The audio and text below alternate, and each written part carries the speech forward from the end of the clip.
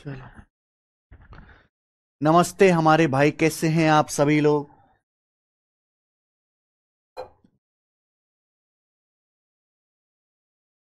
एक मंगी लाल, good evening भाई, गुड आफ्टरनून, कैसे हैं। हाँ जी, कैसा महसूस कर रहे हैं आप।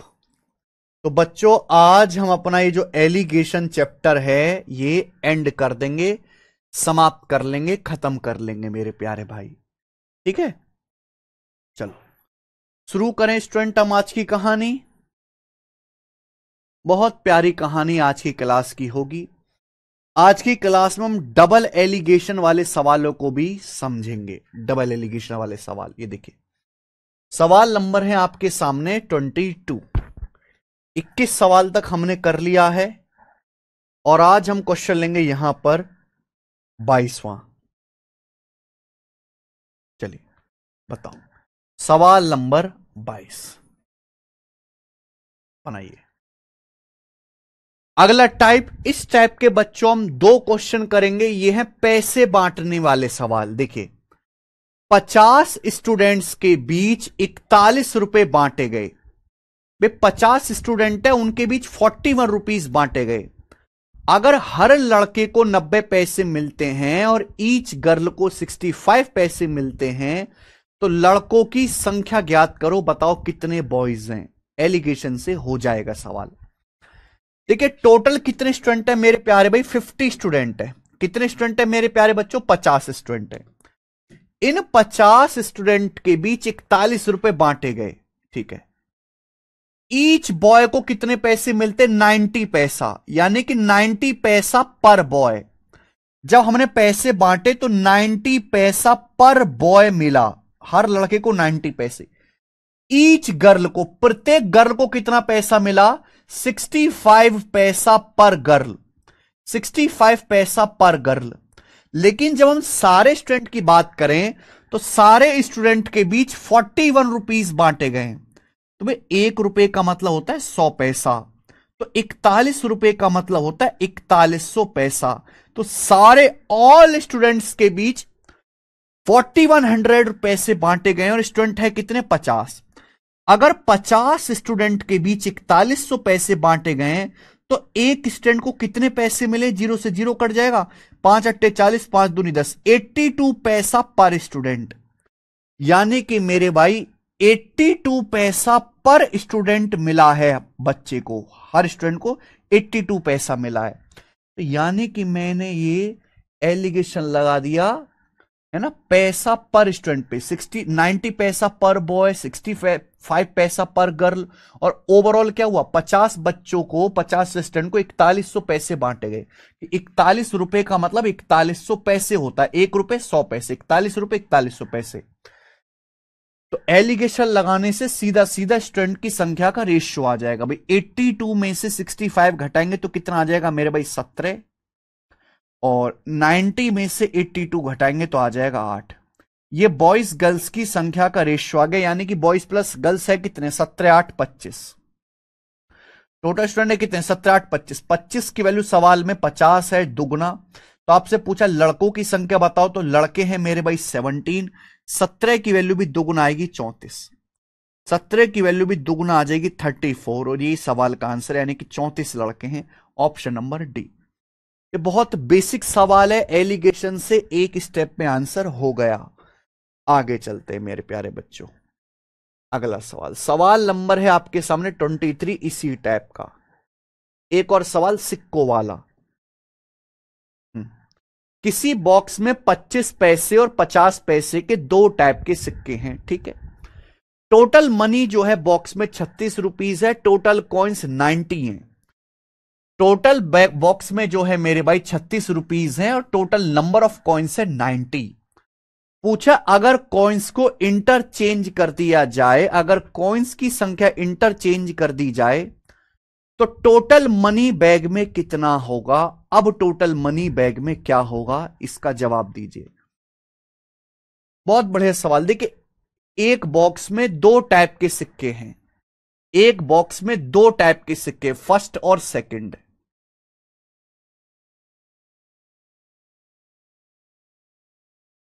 पहले टाइप के सिक्कों की कीमत है 25 पैसा पर कॉइन। क्या कीमत है बेटा? 25 पैसा पर कॉइन।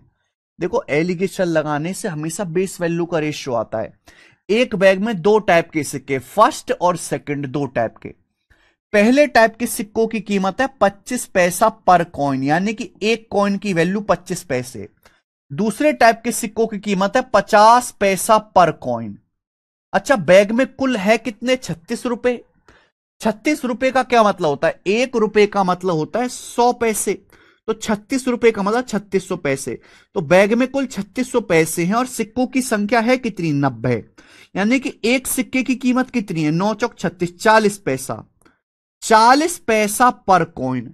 अगर मैं सभी सिक्कों की वैल्यू की बात करूं तो 40 पैसा पर कॉइन आ जाएगा। 40 पैसा पर कॉइन आ गया।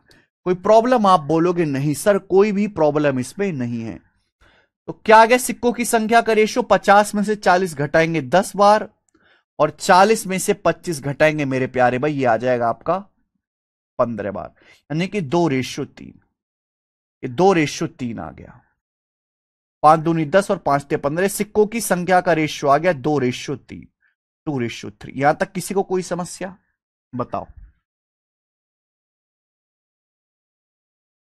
2:3। देखो आप चाहें तो दोबारा से एलिगेशन भी लगा सकते हैं, क्योंकि ये सिक्कों की संख्या पूछी नहीं है। बोला अगर सिक्कों की संख्या को आपस में बदल दिया जाए तो अब बैग में कुल कितना धन होगा। अगर ये नंबर ऑफ कॉइन्स आ गया 2:3, ये नंबर ऑफ कॉइन्स आ गया मेरे भाई 2:3 के अनुपात में, यानी कि 25 पैसे और 50 पैसों के सिक्कों की संख्या का रेशियो आ गया 2:3। बैग में 25 पैसे 50 पैसों की सिक्कों की संख्या का 2:3 आ गया। लेकिन अगर सिक्कों की संख्या को रिवर्स कर दें, 2:3 को रिवर्स कर देंगे तो क्या 3:2 नहीं हो जाएगा? 3:2, 3:2 हो जाएगा मेरे भाई। पहले सिक्कों की संख्या का रेशियो था 2:3। अब अगर मैं सिक्कों की संख्या के रेशियो को रिवर्स कर दूं तो रेशियो क्या आ जाएगा? 3:2 हो जाएगा। सिक्कों की संख्या को बदल दिया जाए आपस में, यानी कि टोटल कितने कॉइन होंगे? 50, 5, 3 और 2 5। टोटल कॉइन तो 90 ही है। टोटल कॉइन तो 90 ही, 18 गुना, यानी कि ये आ जाएंगे 18 3 54 कॉइन्स और ये आ जाएंगे 36 कॉइन्स। टोटल कॉइन तो मेरे भाई 90 ही है, 3 और 2 5 के लिए 90 है, पर रिवर्स होगी सिक्कों की संख्या तो ये आगे 54 कॉइन्स 36 कॉइन। अब आप बताओ, अगर 25 पैसे के 54 कॉइन है, 25 पैसे यानी कि 1/4 रुपए के 54 कॉइन है, तो उनकी कीमत क्या होगी? 54/4 यानी कि 13.5 रुपए। 13.5 रुपए मेरे भाई। अब बताओ, 50 पैसे यानी कि 1/2 रुपए के, 1/2 रुपए के 36 सिक्के हैं, तो उनकी कीमत क्या होगी? 18 रुपए कीमत होगी। तो अब सिक्कों की टोटल कीमत क्या आएगी? 13.5 प्लस 18, यानी कि 31.5 रुपए आ जाएगा। 31.5 रुपए ये आंसर है। 31.5।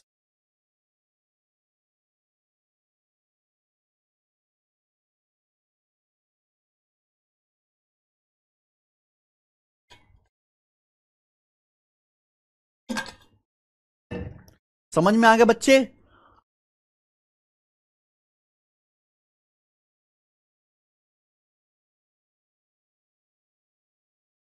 ये सिक्कों की संख्या के दो सवाल मैंने आपको कराए, दोनों ही सवाल पेपर में पूछे गए हैं, दोनों ही प्रीवियस ईयर के। एक बार मुझे बता दो क्या आपको समझ में आए। हालांकि मेरे भाई आप इसको यहां दोबारा एलिगेशन लगा के भी कर सकते हैं। दोबारा समझा दूं 23 वाले को, एक बार सवाल पढ़ो आप। ये सवाल थोड़ा सा अलग है, हटके है। बोला एक बॉक्स में दो टाइप के सिक्के हैं, 25 पैसे के सिक्के हैं और 50 पैसे के सिक्के हैं, और बॉक्स में टोटल मनी है 36 रुपए और बॉक्स में टोटल कॉइन्स है 90 है। बोला अगर कॉइन्स की संख्या को आपस में बदल दिया जाए, आपस में इंटरचेंज कर दिया जाए सिक्कों की संख्या को, तो अब कुल कितना धन होगा। तो बैग में दो टाइप के सिक्के, फर्स्ट और सेकंड। पहले टाइप के सिक्के 25 पैसा पर कॉइन, दूसरे टाइप के सिक्के की कीमत है 50 पैसा पर कॉइन। अच्छा, बैग में टोटल 36 रुपए, 36 रुपए का मतलब 3600 पैसा, तो 3600 पैसा है मेरे भाई और कुल संख्या है 90। तो 90 सिक्कों की कीमत 3600 पैसा, तो एक सिक्के की कीमत है 40 पैसा पर कॉइन। एलिगेशन लगाएंगे मेरे भाई, है ना। तो ये पैसा पर कॉइन है ना, तो कॉइन्स की संख्या का रेशियो आ जाएगा 2:3। लेकिन सवाल ये, अगर सिक्कों की संख्या को आपस में बदल दिया जाए तो कुल क्या होगा। अभी सिक्कों की संख्या का रेशियो 2:3 है, 25 पैसे 50 पैसे की। लेकिन अगर नंबर ऑफ कॉइन्स को इंटरचेंज कर देंगे, 2:3 को बदल के कर दे 3:2, तो अब कितना अमाउंट होगा। अगर 3:2 कर देंगे, टोटल 5 सिक्के, टोटल सिक्के तो 90 ही रहेंगे। 5 किलो 90, 18 गुना, तो 3 के 18 गुना 54 सिक्के, 2 के 18 गुना 36 सिक्के। अब 25 पैसे के यानी कि 1/4 रुपए के 54 सिक्के कितनी कीमत होगी, 13.5 रुपए। अगर 50 पैसे 98 के 36 सिक्के कितनी कीमत होगी, 18 रुपए। टोटल कीमत कितनी आएगी, 13.5 प्लस 18 31.5 रुपए। ये आ गया, ये प्री के पेपर में आया हुआ है। मुझे लगता है आप इस टाइप के सवालों को कर लेंगे। देखो सारे टाइप मैं बता दे रहा हूं आपको, घर से कुछ भी पढ़ने की जरूरत नहीं है। अगला टाइप, अगला टाइप बच्चों ये वाला क्वेश्चन बताइए आप मुझे। इस सवाल में बहुत सारे बच्चे गलती करेंगे। अगला टाइप 2 क्वेश्चन है, आप मुझे इस सवाल का आंसर पहले करके बताओ।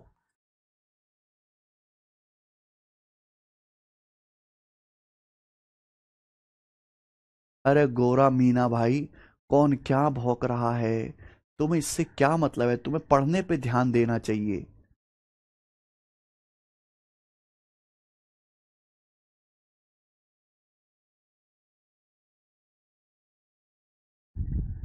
सवाल नंबर 24 करिए। देखो कल है ना फ्राइडे, फ्राइडे के बाद सैटरडे संडे है। सैटरडे संडे को 48 घंटे के लिए हम अपनी एप्लीकेशन पर ऑल इंडिया लाइव टेस्ट कराते हैं सीजीएल का। हर हफ्ते लगभग 40,000 से ज्यादा बच्चे, अप्रोक्स 50,000 बच्चे हर हफ्ते आके उस टेस्ट को दे रहे हैं। और यही वो 50,000 बच्चे हैं जो नौकरी लेंगे, जो सिलेक्शन लेंगे मेरे भाई। देखो तैयारी करने वाली 99% जनता भीड़ है, 1 या 2% ही सीरियस है। तो वो 50,000 बच्चे हमारी एप्लीकेशन पर हर हफ्ते आके टेस्ट देते हैं। जो बच्चे अभी आपका सिलेबस, जैसे किसी ने कुछ पढ़ा, किसी ने 60% पढ़ा, किसी ने 70, किसी ने 80%, इससे कोई मतलब नहीं है। आप हर हफ्ते जो वीकली लाइव टेस्ट आता है, उस लाइव टेस्ट को आके अटेम्प्ट करिए। मैं उसका सॉल्यूशन भी कराता हूं अपने यूट्यूब चैनल पे, और मैथ्स वाला सेक्शन मैं ही पूरा तैयार करता हूं। मैथ्स वाला सेक्शन,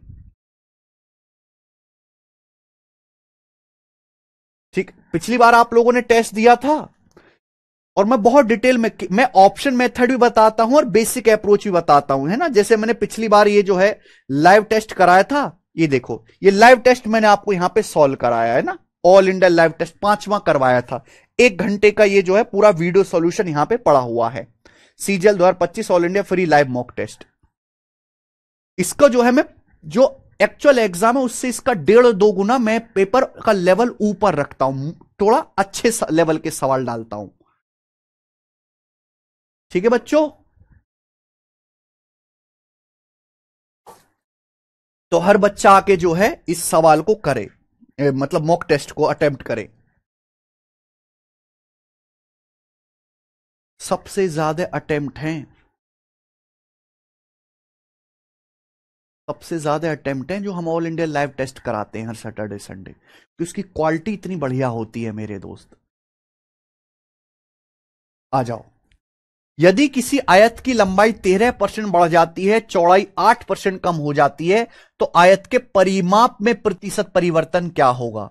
देखो अगर मेरे भाई यहां परिमाप की बजाय होता एरिया या हिंदी में क्षेत्रफल, तो इस सवाल का क्या आंसर होता। सभी लोग जानते हैं कि किसी आयत का एरिया होता है लंबाई गुणा चौड़ाई। इस सवाल से मैं आपको कंसेप्ट सिखाना चाहता हूं। आयत का एरिया, रेक्टेंगल का एरिया होता है लंबाई गुणा चौड़ाई, बीच में गुणा आ रहा है। अगर सवाल यह है कि भैया किसी रेक्टेंगल की लंबाई 13% बढ़ जाती है, चौड़ाई 8% कम हो जाती है, कम का मतलब माइनस, मैं ये पूछ रहा हूं बताओ उस रेक्टेंगल के एरिया में कितने परसेंट का चेंज आएगा। मैं कई बार पढ़ा चुका हूं कि अगर बीच में गुणा का साइन है तो इसका मतलब सक्सेसिव होगा, अगर बीच में मल्टीप्लाई का साइन है तो क्या होगा बच्चों, सक्सेसिव होगा।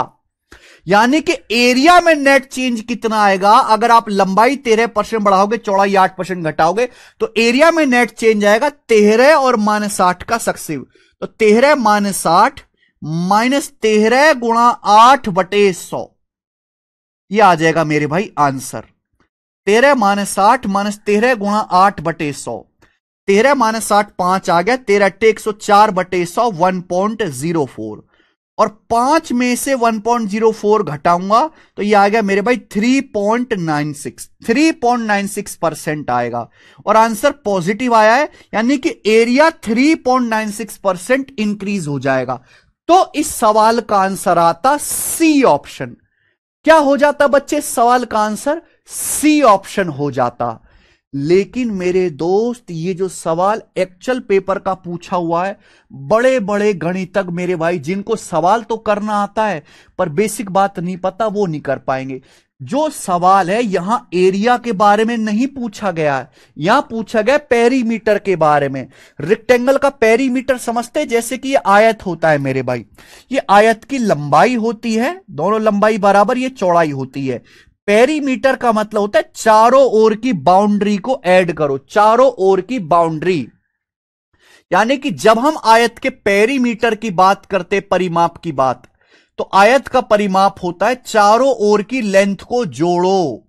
पेरी मतलब चारों ओर की लेंथ को जोड़ो, यानी कि L + L 2L, B + B 2B, तो पेरीमीटर आएगा इसका 2L + 2B। ये आयत के पेरीमीटर का फॉर्मूला होता है twice of L + B, twice of L + B, यही है।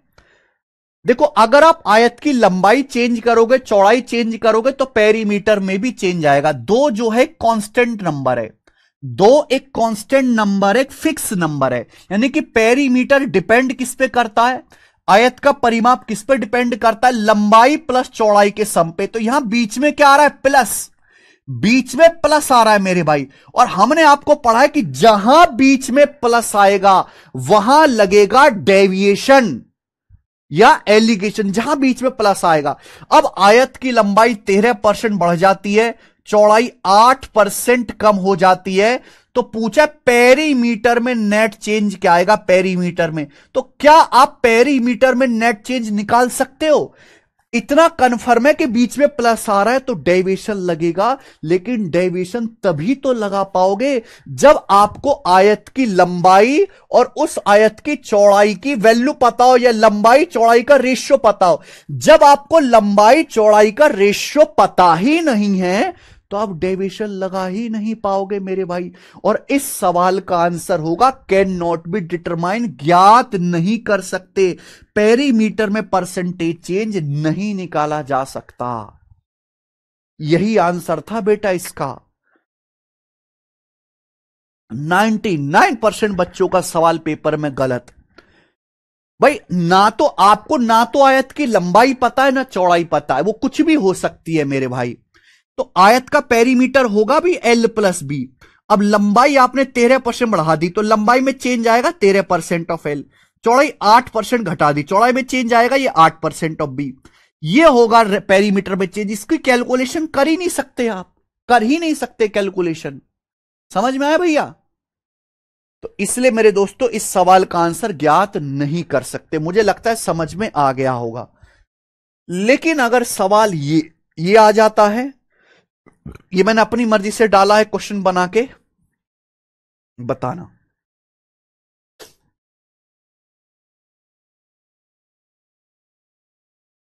बताना बच्चों। सवाल नंबर 25 करिए।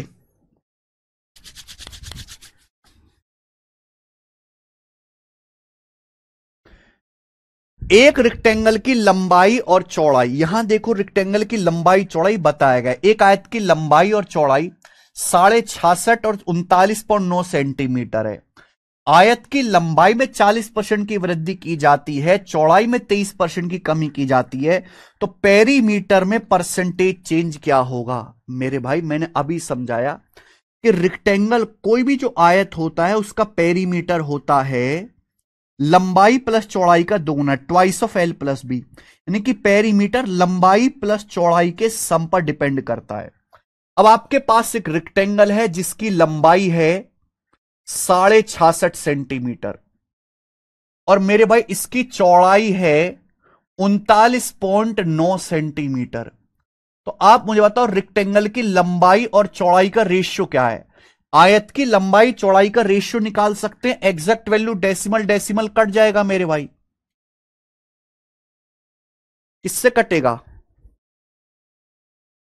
133 से कटेगा भाई, 133 से कटेगा 5 बार। 113 तिया 39, 3 तिया 9, 3 बार 133 से कट रहा है। 133 से डिवाइड हो रहा है 5 बार, ये 3 बार, यानी कि 5:3। तो आयत की लंबाई और उसकी चौड़ाई का रेशियो 5:3 आ गया। रेक्टेंगल की लंबाई और चौड़ाई का रेशियो 5:3 आ गया। सवाल यह है कि रेक्टेंगल की लंबाई 40% बढ़ जाती है, 40% इंक्रीज हो जाती है लंबाई, और जो ब्रेड है रेक्टेंगल की, जो ब्रेड है वो 23% डिक्रीज हो जाती है, कम हो जाती है। चौड़ाई 23% घट जाती है। तो आयत के परिमाप में कितने परसेंट का चेंज आएगा, रेक्टेंगल के पेरीमीटर में कितने परसेंट का चेंज आएगा? तो रेक्टेंगल का पेरीमीटर यानी कि L प्लस बी, पेरीमीटर यानी कि L प्लस बी में नेट परसेंटेज चेंज कितना होगा? L प्लस बी में नेट परसेंटेज चेंज कितना होगा? तो मेरे दोस्त यहां आ गया बीच में प्लस, है ना। लंबाई चौड़ाई का मुझे रेशियो पता है, लंबाई 40% बढ़ गई, चौड़ाई 23% कम हो गई। तो पेरीमीटर यानी कि लंबाई प्लस चौड़ाई में नेट चेंज कितना आएगा, और जहां बीच में प्लस आएगा वहां लगाएंगे डेविएशन। पर डाटा इतना इजी है, सिंपली हो जाएगा वेटेड एवरेज से। लंबाई कितना बढ़ी? 5 का 40% यानी कि 200। चौड़ाई कितना कम हो गई? 23 तिया 69, 69%। तो ये 40 पंजे 200, 200 में से 69 घटाऊंगा, 200 में से 69 घटाऊंगा 131%। आउट ऑफ टोटल, टोटल कितना आ गया? लंबाई प्लस चौड़ाई कितना? 5 प्लस 3 8, ये 8 आ गया। तो 16 अट्ठे 128 और 3 131, 16 सही 3/8%, यानी कि पेरीमीटर 16 सही 3/8% इंक्रीज हो जाएगा। 3/8 0.375, तो 16.375% बढ़ जाएगा पेरीमीटर, 16.375%।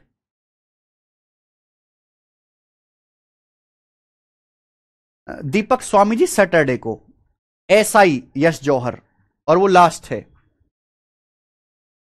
समझ में आया? तो बच्चों ये देखिए, दो टाइप के सवाल हुए, एक सिक्कों वाले सवाल हुए, एक पेरीमीटर वाले सवाल हुए। ये पेरीमीटर वाले सवाल जिन बच्चे पढ़ भी चुके ना, जो सिलेबस भी खत्म कर चुके, जरा उनसे जाके पूछ लेना एक भैया ये सवाल आया जरा प्रीवियस ईयर का MTS 2021 के पेपर में, इसको करना, ऊपर नीचे देखेगा। क्योंकि चीजें खत्म करने में और सारी चीज पढ़ने में मेरे भाई, लगभग सारी टाइप कवर करने में बहुत जमीन आसमान का फर्क है।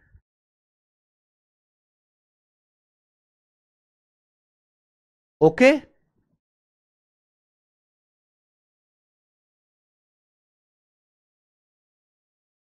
बताओ क्या आपको मेरी बात समझ में आ गई है?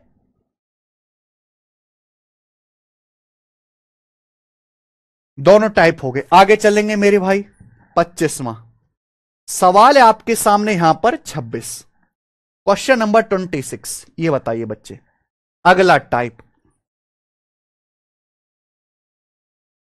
अगला टाइप प्यारे बच्चों,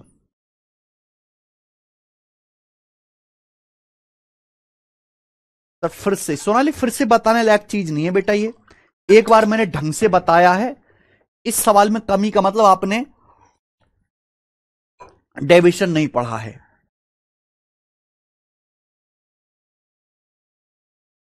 सुम हो चुका है डिजिटल सम भैया। 11 किलो वजन वाले सोने के बिस्किट में केवल 82% गोल्ड और बाकी कॉपर है। हाँ, ये बहुत बेहतरीन सवाल है बेटा। एक गोल्ड का बिस्किट है 11 किलो का, जिसमें केवल 82% गोल्ड है, बाकी कॉपर है। If it was alloyed with another gold biscuit, इसको दूसरे गोल्ड के बिस्किट के साथ मिलाया जाता है। Resulting alloy had a mass of 28 kg, जो रिजल्टिंग एलॉय बनता है उसका वजन है 28 किलो, और उसमें 90% गोल्ड है। कितना गोल्ड है? 90% गोल्ड है। तो पूछा सेकंड गोल्ड के बिस्किट में कितना परसेंट गोल्ड है, सेकंड बिस्किट में गोल्ड का परसेंटेज बताओ। देखिए सवाल एलिगेशन से भी हो जाएगा, डेविएशन से भी हो जाएगा। हमारे पास दो गोल्ड के बिस्किट है, फर्स्ट और सेकंड, हमारे पास दो गोल्ड के बिस्किट है। दो गोल्ड के बिस्किट है। पहले गोल्ड का बिस्किट है 11 किलो का, पहले गोल्ड का बिस्किट 11 किलो का, 11 केजी का पहले गोल्ड का बिस्किट। उसमें कितना गोल्ड है? 82% गोल्ड है, बाकी सिल्वर है। कितना गोल्ड है प्यारे बच्चे? 82% गोल्ड है पहले बिस्किट में, बाकी सिल्वर है। इसको एक दूसरे मेरे भाई गोल्ड के बिस्किट के साथ मिलाया जाता है ना, इसको एक दूसरे एलॉय गोल्ड बिस्किट के साथ मिलाया जाता है और रिजल्टिंग एलॉय का वजन है 28 किलो। यानी कि हमने दो गोल्ड के बिस्किट को मिला के जो रिजल्टिंग एलॉय बनाया है उसका वजन 28 किलो है। यानी कि दूसरा बिस्किट कितने किलो का होगा? अगर पहला बिस्किट 11 किलो का है तो दूसरा 28 में से 11 घटाओ 17 किलो का होगा। भाई ये 11 किलो का बिस्किट है पहला, दूसरा 17 किलो का, इनको मिलाओगे तभी तो 11 + 17 28 किलो का रिजल्टिंग एलॉय बनेगा। ठीक है जी। तो जब हम दोनों बिस्किटों को मिलाते जो रिजल्टिंग एलॉय वो 28 किलो का है और रिजल्टिंग एलॉय में 90% गोल्ड है। रिजल्टिंग एलॉय जो इनको मिलाने से बना है उस रिजल्टिंग एलॉय में कितना गोल्ड है? 90% गोल्ड है, 90%। तो पूछा यह कि सेकंड बिस्किट में गोल्ड का परसेंटेज क्या है? सेकंड बिस्किट में गोल्ड का परसेंटेज क्या है, यह सवाल है। तो बच्चों क्या ये रिवर्स डेविएशन का क्वेश्चन हो गया कि नहीं हो गया? दो बिस्किट को मिला रहे हैं 11 केजी और 17 केजी मेरे भाई, यानी कि 11-17 के रेशियो में मिला रहे हैं। पहले में गोल्ड 82% है, दूसरे में पता नहीं, रिजल्टिंग एलॉय में 90% गोल्ड है। सेकंड बिस्किट में गोल्ड का परसेंटेज पूछा है। हम पढ़ा चुके कि ओवरऑल अगर 90% गोल्ड है दो रिजल्टिंग एलॉय में तो पहले बिस्किट में भी 90% गोल्ड होना चाहिए, दूसरे बिस्किट में भी 90% होना चाहिए, फर्स्ट बिस्किट में भी 90% होना चाहिए, सेकंड में भी 90%। लेकिन फर्स्ट में 82, 90 से 82 कितना कम है? 8% कम है। 90% से 82 8% कम है, तो 11 का 8%, 11 × 88, 88% कम है। तो बैलेंस करने के लिए 88% एक्स्ट्रा कर देंगे। कितना? 88% एक्स्ट्रा कर देंगे प्यारे बच्चों। कितने के बिस्किट पर? सेकंड बिस्किट का वेट है 17, 17 के बिस्किट पर बटे 17। तो 17 से 88 आपका 5 बार कट जाएगा, 17 पंजे 85.30 और 17 दूनी 34, लेकिन 95 पॉइंट समथिंग ये आ जाएगा मेरे भाई 95.2%, 95.2% के करीब आ जाएगा। ए सी ऑप्शन कर लेंगे। 92.17 अर्जुन दास गलत है। कम से कम कभी तो ठीक बता दिया करो यार, हैं? चैप्टर खत्म होने वाला है और तुम रिवर्स डेविएशन नहीं लगा पा रहे, क्या करोगे यार? कैसे बच्चे हो पता नहीं, क्या फायदा इतनी प्रैक्टिस कराने का। आगे चलेंगे भाई। अगला टाइप है मेंस लेवल। ये टाइप एसएससी के पेपर में नहीं आया, ज्यादा बैंकिंग के पेपर में आया है मेरे भाई। ठीक है जी, बैंकिंग के जो एस्पिरेंट है वो इधर ध्यान दे, बहुत इंपॉर्टेंट है बैंकिंग वाले बच्चों के लिए। एसएससी में तो नहीं आया। देखो दोस्त, एलॉय आप समझते, मैं आपको समझा चुका हूं। जब हम दो या दो से ज्यादा मेटल को मिक्स कर देते हैं, जैसे हमने आयरन में कॉपर एल्युमिनियम मिक्स कर दिया, आयरन कॉपर एल्युमिनियम मिक्स कर दिया और एक नई ही मेटल बना दी, तो उसको क्या बोलेंगे? एलॉय बोलेंगे। जब बहुत सारी मेटल को मिक्स कर देते हैं, तो ये ना एलॉय वाला सवाल है। ध्यान से सुनिएगा, सवाल को ढंग से पढ़ेगा। 3 क्वेश्चन कराऊंगा, तीनों मेंस लेवल के, हाई लेवल के सवाल हैं। बताइए, एक एलॉय में 80% कॉपर है और बाकी टिन है। एक एलॉय में 80% कॉपर है, बाकी का टिन है। ठीक है। एक दूसरी एलॉय है जिसमें 85% कॉपर है, बाकी 13% टिन है। यानी कि बाकी 85 और 13 तो 98% हुआ, बाकी 2% इंप्योरिटी होंगी। सवाल क्या है? सवाल यह है कि दोनों एलॉय को मिक्स किया जाता है। Both alloys are mixed in which ratio? किस रेशियो में दोनों एलॉय को मिक्स किया जाए? Such that percentage of tin becomes 15% in the resulting mixture. दोनों एलॉय को किस रेशियो में मिलाया जाए? दो अलग अलग एलॉय हैं, उनको किस रेशियो में मिलाया जाए कि एक ऐसा मिश्रण बने, एक नई एलॉय ऐसी बने कि उसमें टिन का परसेंट 15% हो जाए, 15% टिन हो जाए। तो भाई हमारे पास दो अलग अलग एलॉय हैं, फर्स्ट और सेकंड। फर्स्ट और सेकंड, इन दोनों को पूछा यह किस रेशियो में मिलाया जाए कि नए एलॉय में 15% टिन हो जाए। तो मेरे भाई मैं टिन के कंसंट्रेशन पे एलिगेशन लगा देता हूं। मान लीजिए कि एक एलॉय में कॉपर भी है और टिन भी है, एक एलॉय में कॉपर भी है और टिन भी है। तो मुझे बताओ टिन का कंसंट्रेशन कैसे निकालेंगे।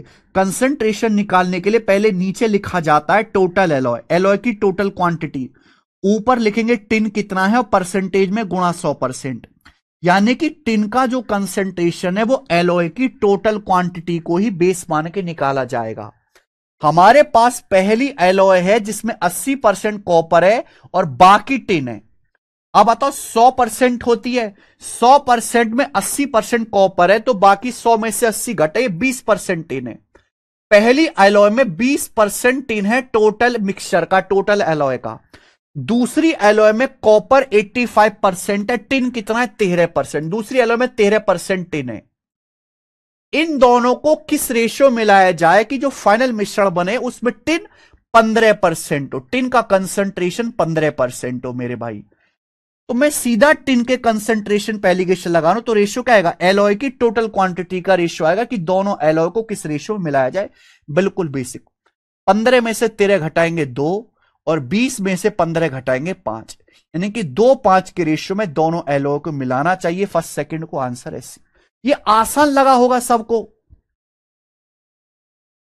ये आसान लगा होगा, लेकिन ये तो 90% बच्चे कर लेंगे। असली जो खेल है जहां बच्चे फंसते हैं वो इस वाले सवाल में है, सवाल नंबर 28 में। ये बताओ बच्चों, आप ये वाला क्वेश्चन बताइए।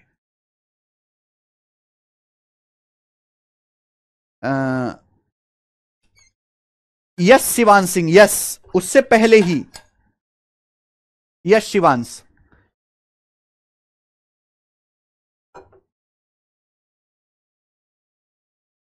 कौन सा शुभम? ये देखो, मैं पहले बता चुका हूं कि जो बैंकिंग एस्पिरेंट है उनके लिए ज्यादा इंपॉर्टेंट है मेरे भाई सवाल।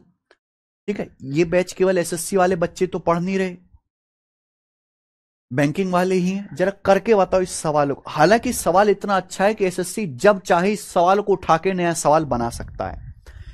एक एलॉय ए में 89% गोल्ड है, बाकी 11% सिल्वर है।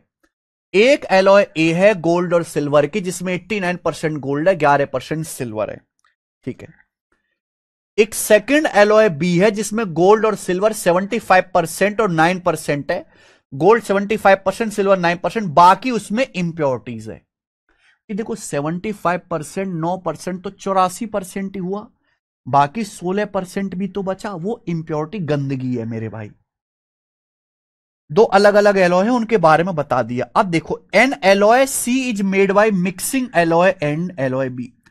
एक एलॉय सी बनाई जाती है ए और बी को मिक्स करके, और इस एलॉय सी में 10:3/7% सिल्वर है। ठीक है जी। ए और बी को मिक्स करके एक तीसरी एलॉय सी बनाई जाती है, उस एलॉय सी में 10:3/7% सिल्वर है।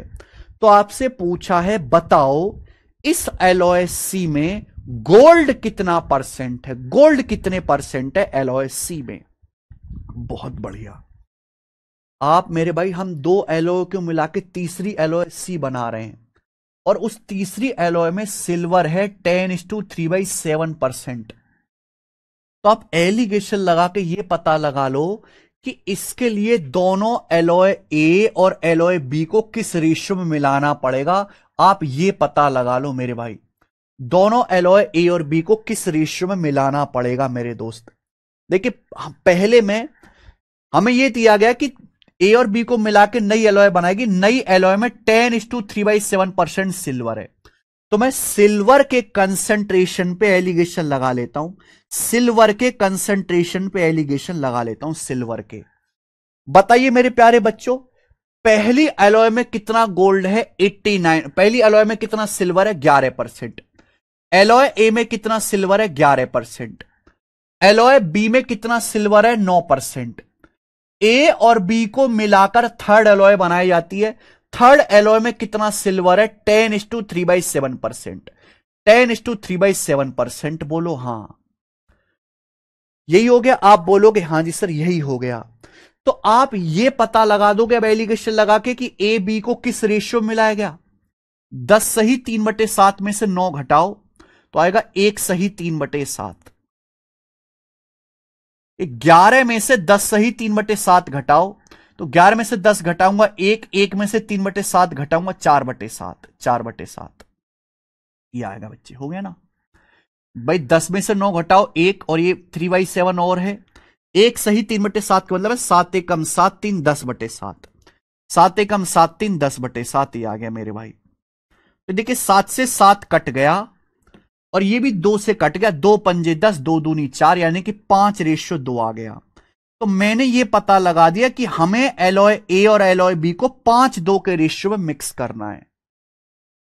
यहां से एलिगेशन लगा के बच्चों मैंने ये पता लगा दिया कि एलॉय ए बी को 5:2 के रेशियो मिलाना है। अगर हमें फाइनल एलॉय सी में 10:3/7% सिल्वर चाहिए तो ए बी की क्वांटिटी को एलॉय ए और एलॉय बी की क्वांटिटी को 5:2 के रेशियो मिलाना पड़ेगा। यहां से जो सवाल है वो डबल एलिगेशन वाले हैं। जो सवाल है डबल एलिगेशन, यानी कि एक ही सवाल में दो दो बार एलिगेशन लगाना पड़ेगा। फर्स्ट टाइम एलिगेशन लगा के मैंने ये पता कर लिया कि भाई अगर हमें इस सवाल की डिमांड पूरी करनी है तो एलॉय ए बी को 5:2 के रेशियो में लाना पड़ेगा। अब इसकी कोई जरूरत नहीं है, इसको भूल जाइए। हमें तो पूछा यह है कि बताओ ए और बी को आपने मिला तो लिया भाईजान, लेकिन मिला के जो एलॉय सी बनी है उसमें गोल्ड का परसेंटेज क्या होगा, एलॉय सी में गोल्ड का परसेंटेज क्या होगा। ये आप डेविएशन से भी पता लगा सकते हो, एलिगेशन से भी। भाई हमने ये पता लगा लिया कि एलॉय ए बी को 5:2 के रेशियो मिलाना पड़ेगा। हमने ये पता लगा लिया कि एलॉय ए और बी को एलिगेशन लगा के 5:2 के रेशियो में मिलाना पड़ेगा, 5:2 के रेशियो में ये मिलाना पड़ेगा। ठीक है भाई। हमें यह बोला है कि भैया जब हम मिला देंगे एक तीसरी एलॉय सी बना देंगे, उसमें गोल्ड कितना होगा बताइए। एलॉय ए में कितना गोल्ड है? 89% गोल्ड है एलॉय ए में, 89%।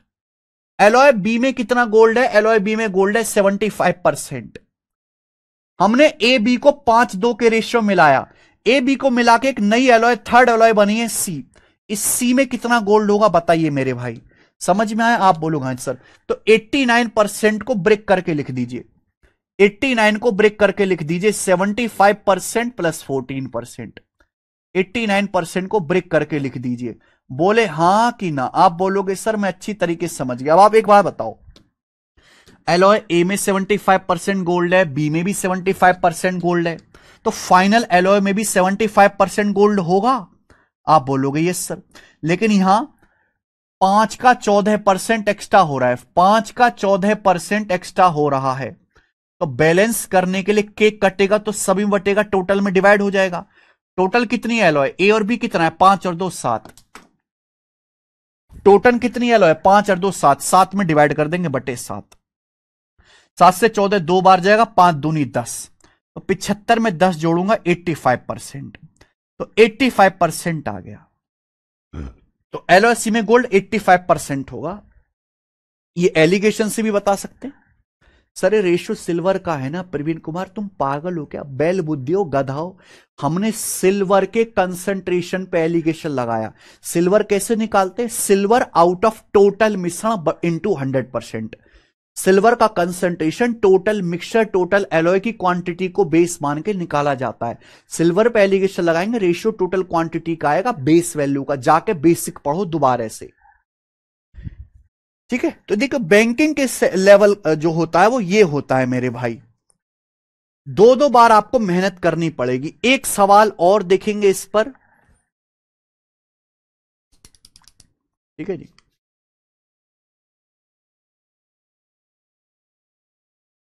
हम लोग इस पर एक सवाल और देखेंगे। बनाइए बच्चे।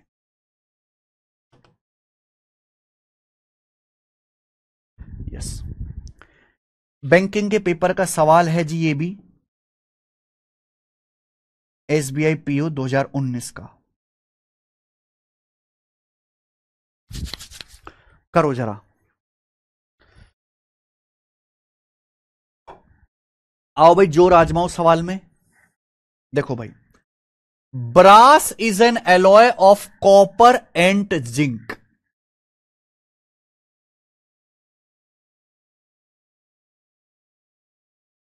ओनली, यहां पे ना ओनली शब्द आएगा। Brass is an alloy of copper and zinc only. Only शब्द लिख दीजिए मेरे भाई, ओनली।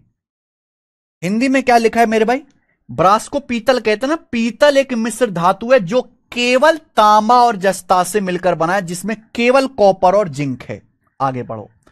ब्रॉन्ज एक दूसरी एलॉय है, ब्रॉन्ज, जिसमें 80% कॉपर, 4% जिंक और 16% टिन है।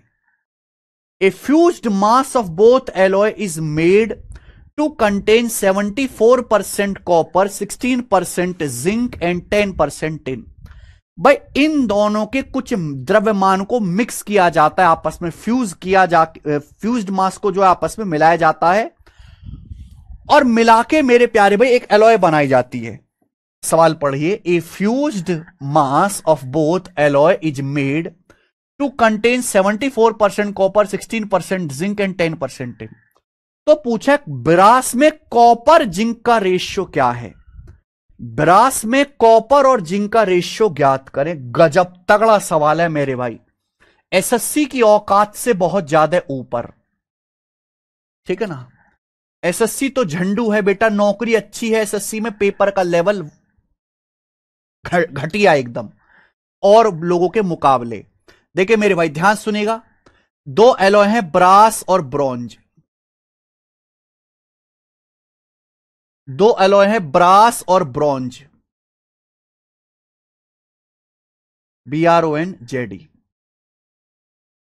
दो एलॉय हैं बच्चों, ब्रास और ब्रॉन्ज। ध्यान से सुनना मेरे भाई, यह है कॉपर, जिंक और टिन। कॉपर, जिंक और टिन, दो एलॉय ब्रास और ब्रॉन्ज। में यहां पे लिख के बता दे रहा हूं, कॉपर, जिंक और टिन। अगर आप सवाल की पहली लाइन पढ़ो, brass is an alloy of copper and zinc only. पीतल एक एलॉय है जो केवल तांबा और जस्ते से बना है, जो कॉपर जिंक से बना है। यानी कि ब्रास एक ऐसा एलॉय है जिसमें केवल कॉपर और जिंक है। केवल शब्द लगा दे, यानी कि टिन नहीं है। टिन 0% है। ये पहली लाइन में बोला गया है बेटा, डायरेक्ट पढ़ लीजिए। ब्रास एक एलॉय है कॉपर एंड जिंक ओनली, जिसमें केवल कॉपर और जिंक है। Cu कॉपर, Zn जिंक, यानी कि टिन नहीं है। ओनली शब्द लगा ना, ब्रास में केवल कॉपर और जिंक की है एलॉय, टिन बिल्कुल नहीं है। जबकि ब्रॉन्ज एक ऐसी एलॉय है जिसमें 80% कॉपर है, 4% इसमें जिंक होता है और 16% इसमें टिन होता है। 16% टिन होता है। ठीक है ना, तो देख पा रहे हैं 80, 4, 84, 16, 100% टोटल हो गया। अब इन दोनों के फ्यूज्ड मास को आपस में मिलाया जाता है और मिलाने से मेरे भाई, इनके फ्यूज्ड मास को आपस में मिलाते हैं और मिलाने से एक नई एलॉय बनती है जिसमें 74% कॉपर, 16% जिंक और 10% टिन है। तो देखिए मुझे टिन के बारे में पता है, हमें ब्रास और ब्रॉन्ज में टिन के बारे में पता है, तो मैं टिन के कंसंट्रेशन पे एलिगेशन लगा देता हूं। देखिए ब्रास में कितना टिन है? 0%, कोई टिन नहीं है। ब्रॉन्ज में कितना टिन है? 16%। तो ब्रास और ब्रॉन्ज के कुछ मास को, कुछ वजन को मिला के एक नई एलॉय बनाते हैं। नई एलॉय में 74% रहा कॉपर, 16% रहा जिंक और 10% रहा टिन, यानी कि उसमें 10% टिन होता है प्यारे बच्चों। इन दोनों के फ्यूज ब्रास और ब्रॉन्ज को मिलाकर नई एलॉय बनाते हैं, उसमें कितना टिन है? 10%। तो ब्रास ब्रॉन्ज को किस रेशियो में लाया होगा? 16 में से 10 घटाएंगे 6, 10 में से 0 घटाएंगे 10, 6:10, यानी कि 2 से कट गया 3:5। 3:5। तो एलिगेशन लगा के मैंने यह पता लगा दिया कि ब्रास और ब्रॉन्ज को 3:5 के रेशियो में मिलाया गया है।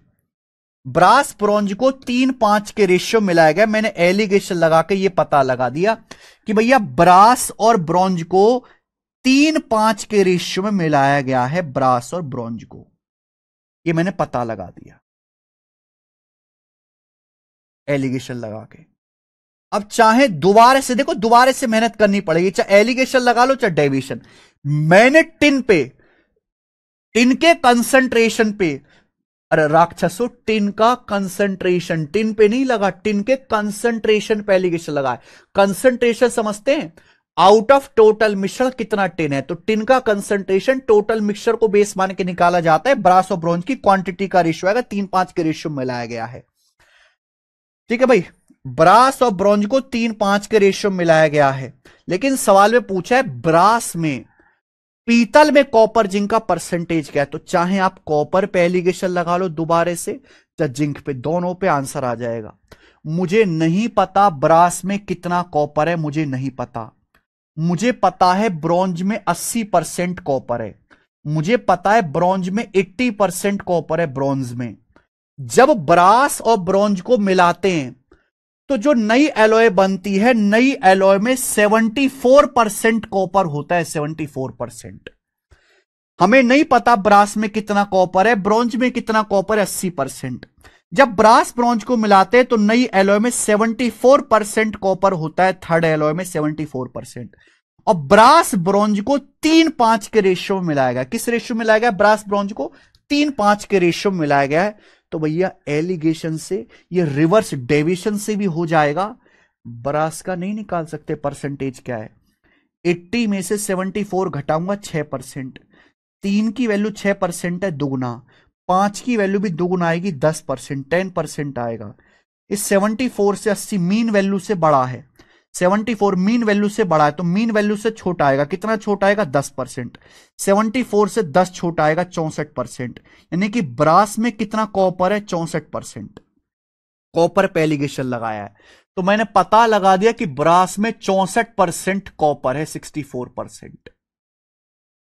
पहले एलिगेशन लगा के ये पता लगाया कि ब्रास ब्रॉन्ज को किस रेशियो में मिलाया गया है, फिर दोबारा एलिगेशन लगा के ये पता लगा दिया कि ब्रास में कॉपर कितना परसेंट है, 64%। ब्रास में तो कॉपर जिंक है, टिन तो है ही नहीं, तो जिंक कितना होगा? 100% में से 64 घटाओ, 36% जिंक है। 100 में से 64 घटाओ, ब्रास में 36% जिंक है। तो ब्रास में कॉपर और जिंक का रेशियो कितना है? ये कॉपर जिंक का रेशियो ले लीजिए मेरे भाई, 4 से जाएगा 64 16 बार, 4 से जाएगा 36 9 बार, 16 रेशियो 9। ब्रास में कॉपर जिंक का रेशियो 16 9 है। ये आंसर है। तगड़ा सवाल, बहुत भयंकर क्वेश्चन।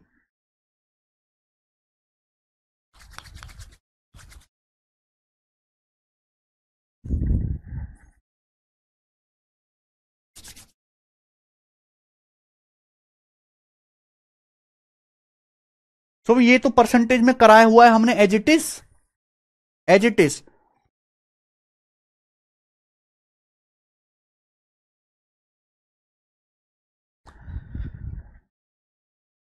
ठीक है जी। तो ये सवाल था, देखो 3 क्वेश्चन हो गए स्टेप पे, 27वां 28वां 29वां। एसएससी के लिए ज्यादा इंपॉर्टेंट टाइप नहीं है ये। आगे चलेंगे मेरे दोस्तों, अगला टाइप। अगला टाइप है आपके सामने, और इस टाइप के हम 2 क्वेश्चन लेंगे मेरे भाई। अगला टाइप, इस टाइप के हम 2 सवाल लेंगे। ठीक है, वैसे ये सवाल एलिगेशन का है ही नहीं, मैंने यहां पे एलिगेशन में ही करवा देता हूं बच्चों को, समझ नहीं आता और किस चैप्टर में डालें इसे। ये मेरे दोस्तों, ये जो सवाल है, दोनों ही सवाल, ये वाला भी और इससे अगला भी, जो मैं दोनों करवाने वाला हूं, ये सीजीएल 2018 मेंस के एग्जाम के दोनों ही क्वेश्चन सीजीएल 2018 मेंस के हैं। बताना जरा। ठीक है, इन सवालों को करने के 2 तरीके हैं मेरे भाई।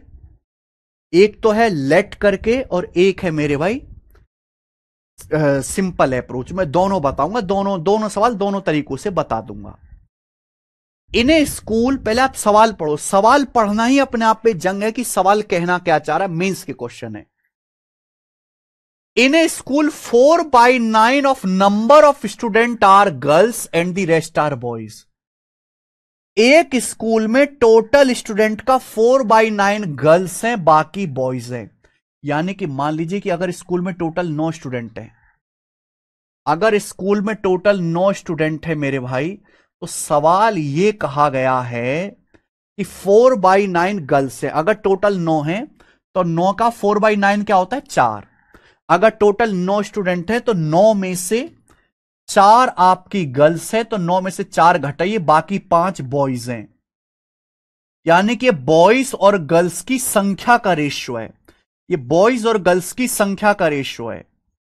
पहली 2 लाइन में ये कहा गया कि एक स्कूल में 4/9 स्टूडेंट गर्ल्स हैं, बाकी बॉयज हैं। अगर टोटल 9 स्टूडेंट है तो 9 में से 4 लड़कियां हैं, बाकी के 5 लड़के। आगे क्या बोला है? 3/5 of number of boys are below 12 years of age. लड़कों की संख्या का 3/5 12 साल से कम उम्र के हैं। ठीक है, लड़कों की संख्या का 3/5 12 साल से कम उम्र के हैं। आगे 5/12 of number of girls are 12 years और अबव 12 ईयर्स ऑफ एज। लड़कियों की संख्या का 5/12 या तो 12 साल की हैं या 12 साल से ज्यादा उम्र की हैं। अगर आप इस लाइन को ढंग से पढ़ेंगे तो यह बोला गया है कि जितनी लड़कियां हैं मेरे भाई, लड़कियों की संख्या का 5/12, लड़कियों की संख्या का 5/12 या तो 12 साल की हैं या 12 साल से ज्यादा उम्र की हैं। ठीक है, आप बोलोगे हां जी। आगे बोला गया है कि अगर इस 12 साल से कम उम्र के स्टूडेंट 480 हैं, अगर 12 साल से कम उम्र के स्टूडेंट 480 हैं, तो आपसे पूछा है टोटल स्टूडेंट का 5/18 क्या है? टोटल स्टूडेंट का 5/18 क्या है? टोटल स्टूडेंट की संख्या का 5/18 क्या है? टोटल स्टूडेंट की संख्या का 5/18 क्या है?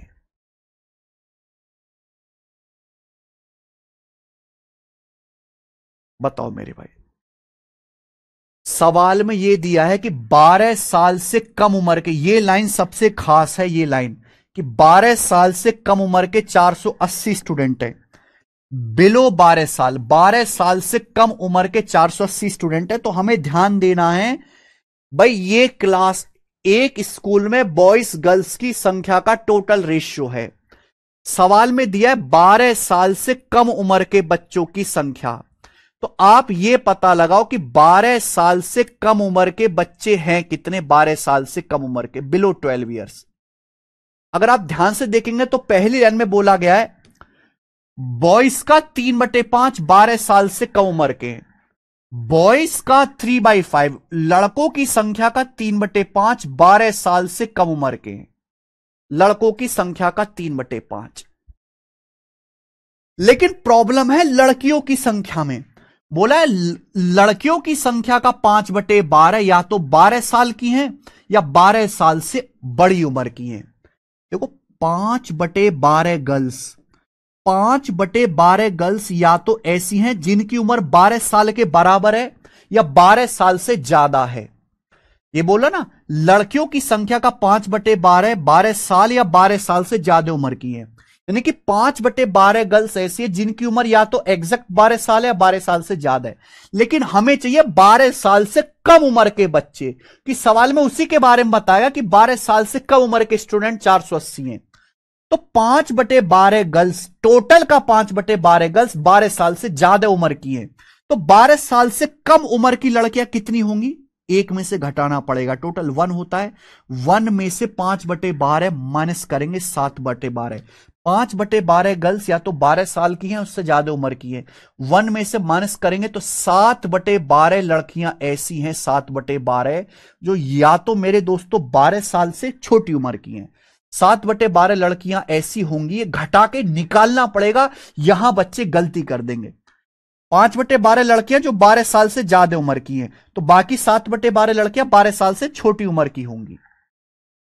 तो आप ये पता लगाओ कि टोटल स्टूडेंट में कितने ऐसे हैं जो 12 साल से कम उम्र के हैं। देखो यहां 5 का 3/5 आसानी से निकल जाएगा, लेकिन अगर मैं 4 का 7/12 करूंगा तो फ्रैक्शन में जाएगा ना। देखो अगर मैं 4 का 7/12 करूंगा फ्रैक्शन में जाएगा, तो ना आप 4 को 12 बना लेते हैं, 3 का मल्टीपल बना लेते, ऊपर वाले रेशियो को 3 से गुणा कर दो। 3 पंजे 15, 3 चौक 12, 3 पंजे 15, 3 चौक 12, 3 चौक 12। यानी कि मैंने मान लिया कि 15 बॉयज हैं, 12 गर्ल्स हैं, टोटल स्टूडेंट है 27। मैंने टोटल 27 स्टूडेंट मान लिए, 15 बॉयज हैं और 12 गर्ल्स हैं, टोटल हो गए 15 12 27, टोटल 27 हो गया। भाई 15 लड़के हैं, 12 गर्ल्स हैं, टोटल 27 हो गया। मैंने पूरे रेशियो को किससे गुणा कर दिया? 3 से गुणा कर दिया। क्यों गुणा करा अब आएगा आपको समझ में। लड़के हैं 15, लड़कों की संख्या का 3/5 12 साल से कम उम्र के हैं। तो भैया लड़के हैं 15, 15 का 3/5 कितना होता है? 5 तिया 15, 9। 9 लड़के 12 साल से कम उम्र के हैं। लड़कियां हैं 12, लड़कियों की संख्या का 7/12 12 साल से कम उम्र की हैं। लड़कियां 12, तो 12 का 7/12 दिमाग में कर देंगे, कितना आएगा? 7। 7 गर्ल्स ऐसी हैं जो 12 साल से कम उम्र की हैं, यानी कि टोटल आगे 9 7 16। 16 स्टूडेंट ऐसे हैं, 16 यूनिट जो 12 साल से कम उम्र के हैं। सवाल कह रहा है टोटल 480, टोटल 480 स्टूडेंट ऐसे जो 12 साल से कम उम्र के हैं।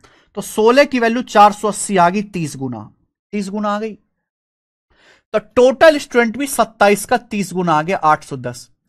टोटल नंबर ऑफ स्टूडेंट भी 27 का 30 गुना आ गया, 810। यानी कि स्कूल में टोटल 810 बच्चे हैं।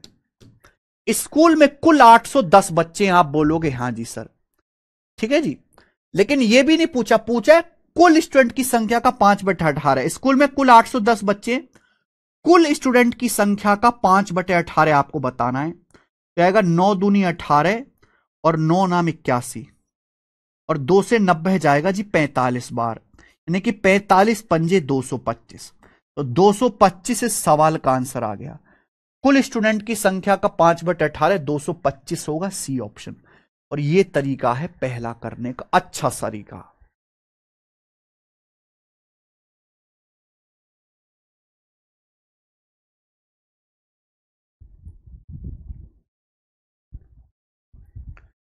यहां ना कैलकुलेशन को आसान करने के लिए है ना, जैसे 5 का 3/5 हो रहा था पर 4 का नहीं हो रहा था, तो मैंने 3 से गुणा कर ली, इजी हो गया। एक सवाल हम ऐसा और करेंगे, ऐसा ही एक सवाल हम और करेंगे 31 नंबर। ये बताना जरा जल्दी से, 31वां सवाल।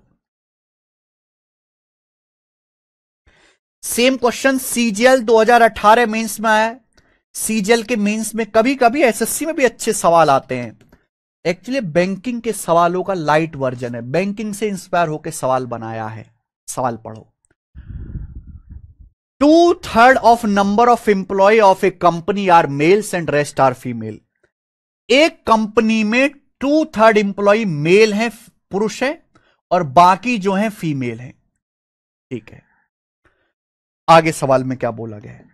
सवाल बोला गया 3/8 of male employ and 2/5 of female employ are temporary employ.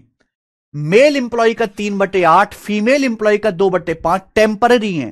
Temporary employ है भैया, परमानेंट नहीं है, इनकी अस्थायी नौकरी है बेटा, कॉन्ट्रैक्ट पे है। टोटल परमानेंट एम्प्लॉय 740 है, टोटल परमानेंट एम्प्लॉय है 740। तो सवाल में आपसे पूछा है, तो बताओ 7/15 of total number of employ exceeds the number of temporary female employ by. इस सवाल में जो आखिरी चीज पूछी गई है वो घुसड़ पुसड़ है। सवाल में बोला है बताओ टोटल नंबर ऑफ एम्प्लॉय का 7/15 टेम्पररी फीमेल एम्प्लॉय से कितना ज्यादा है। कर्मचारियों की कुल संख्या का 7/15 टेम्पररी फीमेल कर्मचारियों की संख्या से कितना अधिक है।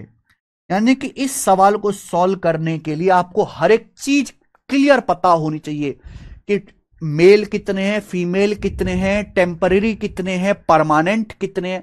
हर एक चीज कदम कदम पे यूज होगी, इसलिए यहां पे बिल्कुल डिटेल में और बिल्कुल खुल के हम ये सवाल करेंगे। देखो एक कंपनी में मेल भी है, फीमेल भी है, यही बोला गया। आप बोलोगे हां जी सर। बोला कंपनी का 2/3 मेल है, कंपनी में 2/3 आपके मेल हैं, 2/3। तो देखो यहां बटे 3 आ रहा है, यानी कि मुझे मेल पॉपुलेशन का ये टोटल का 3 करना है। मेल इंप्लॉय का 3/8 टेम्पररी है, फीमेल का 2/5 टेम्पररी है, ये करना है। तो भैया मुझे ऐसा नंबर चाहिए होगा जिसका बटे 3 भी करा जा सके, बटे 8 भी, बटे 5 भी, ऐसा नंबर चाहिए हमें। ऐसा नंबर चाहिए इसका बटे 3 भी, बटे 8 भी, बटे 5 भी आसानी से कर सके। तो ये आ जाएगा 3 अट्ठे 24 पंजे 120। तो भैया मैंने मान लिया कि माना टोटल कंपनी में 120 एम्प्लॉई हैं। मैंने मान लिया कंपनी में टोटल 120 एम्प्लॉई है, ये मैंने मान लिया 120 यूनिट। इससे क्या है मामला आसान हो जाएगा कि यहां मुझे बटे 3 करना है या बटे 8 करना है, बटे 5 करना है, इन सब की गुणा 120 मान लिया मैंने। अच्छा देखो, अगर टोटल 120 एम्प्लॉई हैं, बोला है टोटल एम्प्लॉय का 2/3 मेल है, तो 120 का 2/3 कितना आ जाएगा भैया? 80। यानी कि आपके 80 मेल हैं, 120 का 2/3 80 मेल है, तो बाकी की 40 फीमेल है। यानी कि कंपनी में टोटल अगर 120 एम्प्लॉय हैं तो उसमें से 80 आपके मेल हैं और बाकी की 40 फीमेल है। ये मेल फीमेल की संख्या आ गई, मेल फीमेल की संख्या। अब बोला मेल इंप्लॉय का 3/8 टेम्पररी है। अब यहां पे देखो टेम्पररी वर्कर, यहां पे देखिए मेरे प्यारे भाई, टेम्पररी वर्कर्स, टेम्पररी। सवाल की पहली लाइन में बोला गया मेल इंप्लॉय का 3/8 टेम्पररी है। मेल इंप्लॉय है 80, 80 का 3/8 कितना होता है? 30। 80 का 3/8 30 मेल इंप्लॉय जो है वो टेम्पररी है, 30 मेल इंप्लॉय। ऐसे ही फीमेल इंप्लॉय का 2/5 टेम्पररी है। फीमेल इंप्लॉय का 2/5, फीमेल इंप्लॉय है कितनी? 40, फीमेल है 40, 40 का 2/5 टेम्पररी है, तो कितना आ गया भैया? 5 अट्टे 40, 8 दूनी 16, 16 फीमेल टेम्पररी है, 16। अब बताओ टोटल टेम्पररी लोग कितने कंपनी में? 30 और 16 46, टोटल 46 टेम्पररी इंप्लॉय है मेरे भाई। अगर 30 मेल टेम्पररी हैं, 16 फीमेल टेम्पररी हैं, तो कुल मिला के कंपनी में 46 टेम्पररी वर्कर्स हैं। अगर 46 लोग टेम्पररी हैं कंपनी में, तो मुझे बताओ फिर परमानेंट कितने हैं? परमानेंट कितने वर्कर्स हैं? आप तो मुझे इस बात की जानकारी दीजिए, परमानेंट वर्कर्स कितने हैं? मैंने टोटल वर्कर माने हैं 120, टोटल वर्कर मैंने 120 यूनिट माने। 120 में से 46 वर्कर्स ऐसे हैं जो टेम्पररी हैं। 120 में से 46 टेम्पररी हैं बेटा, संविदा पे कभी भी निकाल सकते हैं इनको। तो 120 में से 46 घटाओ, कितना बचा मेरे भाई? 74। यानी कि बाकी के 74 जो है परमानेंट है, बाकी के 74 वर्कर परमानेंट है। जबकि परमानेंट इंप्लॉय है कितने? 740। परमानेंट इंप्लॉय की संख्या 740 से बच्चों 10 गुना, कितना? 74 का 10 गुना है 740। तो परमानेंट इंप्लॉय आपके ये 740 दिए 10 गुना, यानी कि एक यूनिट की वैल्यू 10 आ गई, 10 टाइम्स 10 आ गई। अब जो मर्जी आपसे वो पूछ ले, ओढ़ ओढ़ के कर लोगे। पूछा है कर्मचारियों की कुल संख्या का 7/15 टेम्पररी फीमेल इंप्लॉय से कितना ज्यादा है? तो कर्मचारी है 120, कर्मचारी टोटल कर्मचारी है 120, तो कुल कर्मचारियों की संख्या का 7/15, टोटल इंप्लॉय का 7/15 टेम्पररी फीमेल इंप्लॉय से, अस्थायी महिला कर्मचारियों से कितना अधिक है? टेम्पररी फीमेल इंप्लॉय, देखो फीमेल इंप्लॉय वो भी टेम्पररी कितनी है? 16, 16 फीमेल इंप्लॉय टेम्पररी है, 16 फीमेल 40 है, 40 का 2/5 होता है 16, 16 फीमेल इंप्लॉय टेम्पररी है। यही तो पूछा गया है कि टोटल इंप्लॉय 120, 120 का 7/15 टेम्पररी फीमेल इंप्लॉय यानी कि 16 से कितना ज्यादा है? तो यह आएगा 15 अट्ठे 120, 8 सत्ते 56, 56 में से 16 घटाऊंगा 40, 40 ज्यादा है, ये 40 यूनिट आया है। एग्जैक्ट वैल्यू क्या आएगी? ये भी 10 गुना आएगी, 40 का 10 गुना यानी कि 400, 400। और इस सवाल का आंसर 400 है, सी ऑप्शन। और कुछ ज्यादा ही गजब का सवाल है भाई साहब, ये मेंस का सवाल है। एक बार मुझे कमेंट्स में लिख के बताओ कि आपको सवाल कैसा लगा और इस सवाल का सॉल्यूशन कैसा लगा। एक बार मुझे कमेंट्स में लिख के बता दो।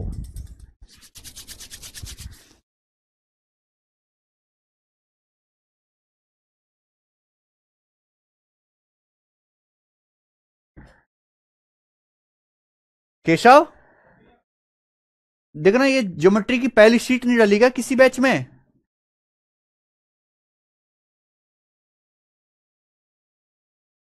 इस सवाल में ना काफी चीजें रिलेट कर दी, तो हमें हर एक चीज को खुल खुल के लिखना था।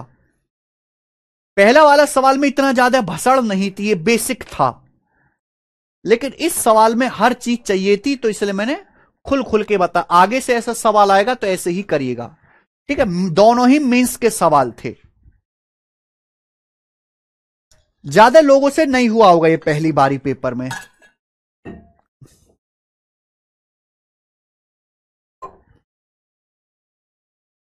इस सवाल में सबसे ज्यादा मुश्किल पता है क्या चीज है? सवाल की भाषा, सवाल की भाषा। और कोई बच्चा पहली बार इस सवाल को देखेगा तो भाषा में ही उलझ के रह जाएगा, भाषा में ही, ठीक है ना। आज की क्लास में जितने भी टाइप बताएं, चाहे सिक्को वाला टाइप हो, चाहे पेरीमीटर वाला टाइप हो, चाहे मेरे दोस्तों एलॉय को मिलाने वाला टाइप हो, चाहे टाइप हो, ये सारे ही टाइप बढ़िया हैं, all are high level type. आगे चलेंगे मेरे दोस्तों, अगला टाइप, अगला सवाल नंबर 32 करिएगा, ये वाला सवाल, ठीक है जी। रेलवे के पेपर का है, बहुत tough question. A certain company employed 234 women and 198 men, and their average wage was 30.25 rupee per day. If a man gets 6 more than a woman, then what is the daily wage of a man?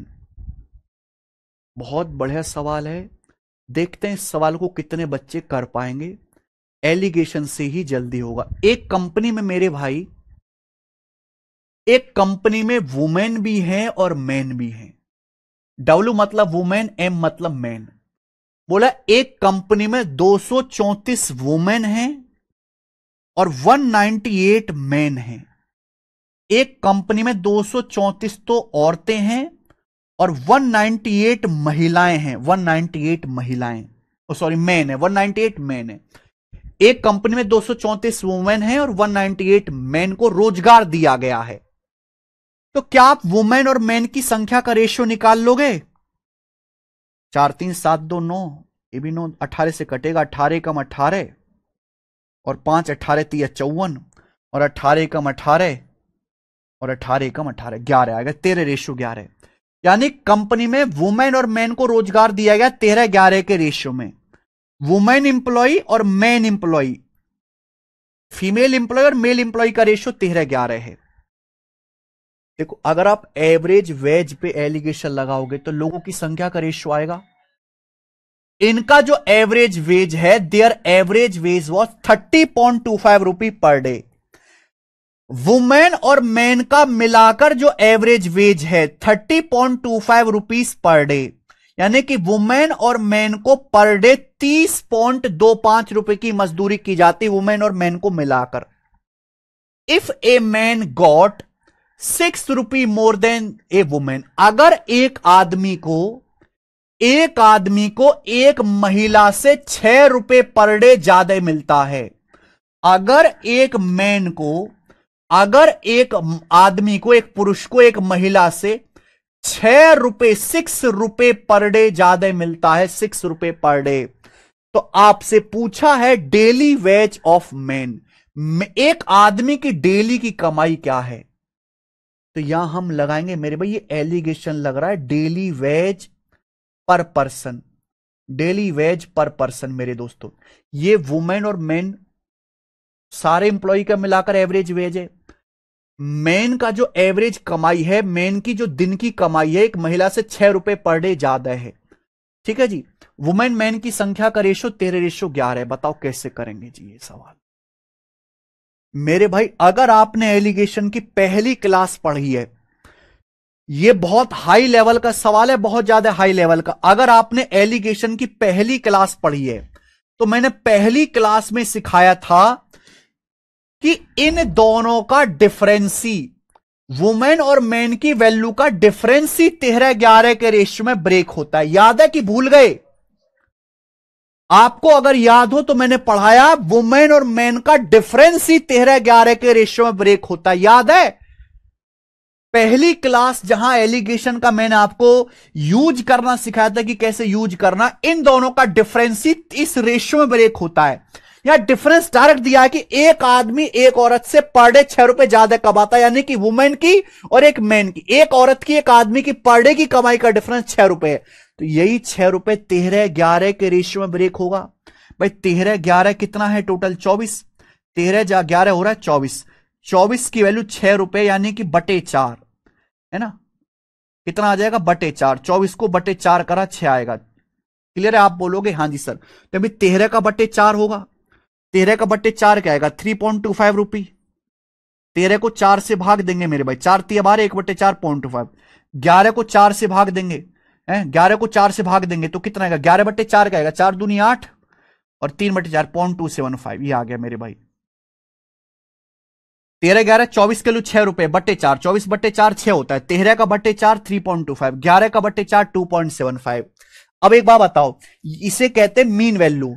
Mean value जो भी होगा इन दोनों के बीच में होगा, women और man के daily veg के बीच में आएगा। एक बात बताओ,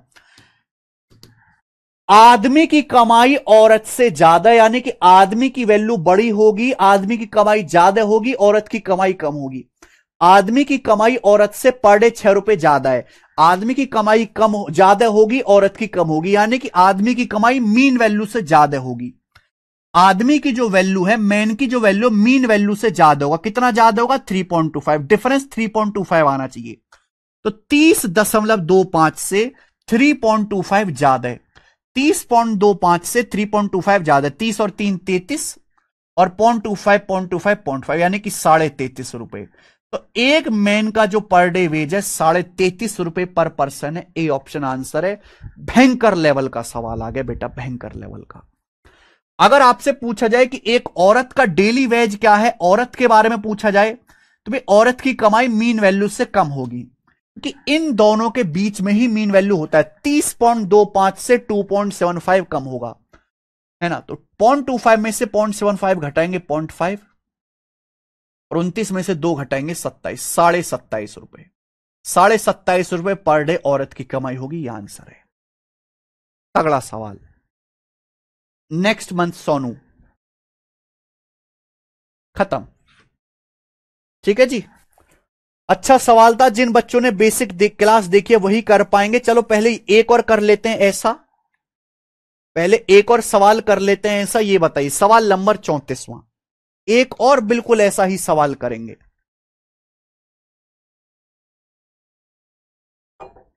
सर आप पुणे कब आएंगे? भाई अभी तो मैं कुछ दिन पहले ही पुणे आया था। सवाल पढ़िए। 2 varieties of sugar are mixed in the proportion of 3:2 and the mixture is sold at 48 rupees per kg at a profit of 20%. If the second variety of sugar cost 15 rupees per kg, if second variety of cost 15 rupees per kg more than first variety of sugar, then find the cost price of first variety of sugar. पहली किस्म के चीनी का क्रिया मूल्य बताओ। बहुत बढ़िया।